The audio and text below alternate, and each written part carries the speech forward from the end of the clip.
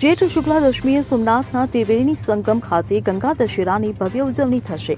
શાસ્ત્રો અનુસાર આ દિવસે માતા ગંગાનું પૃથ્વી પર અવતરણ થયું હતું.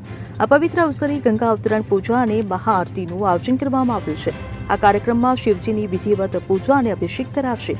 ગંગા લહેરી સ્ત્રોતના પઠન સાથે શિવજીની જટા પર ગંગાજળનો અભિષેક થશે. ભક્તો ત્રિવેણી માતાની મહાઆરતી કરશે અને જળ સ્થાપત્યની સ્વચ્છતાની પ્રતિજ્ઞા લેશે.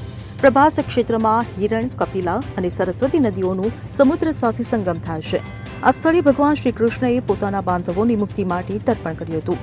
ભક્તોની જળ સ્થાપત્યોની સ્વચ્છતા જાળવવા માટે પ્રતિજ્ઞા લેવડાવવામાં આવશે. તો મહાઆરતી બાદ પ્રસાદ વિતરણ થશે. ભક્તોએ આરતી માટે પ્લાસ્ટિક કે થર્મોકોલનો ઉપયોગ ન કરતા પોતાની થાળી અને દીપ સાથે લાવવાના રહેશે. તો શ્રી સોમનાથ ટ્રસ્ટે તમામ ભક્તોની આ પાવન આયોજનમાં જોડાવા ભાવભર્યું નિમંત્રણ પાઠવ્યું છે. Bureau report CN24 news. હવે જુઓ દેશ દુનિયાની તમામ ખબરો તમારી આંગળીના ટેરવે. ઉઠાવો મોબાઈલ અને Google Play Store પરથી ડાઉનલોડ કરો અમારી CN24 ન્યૂઝ મોબાઈલ એપ.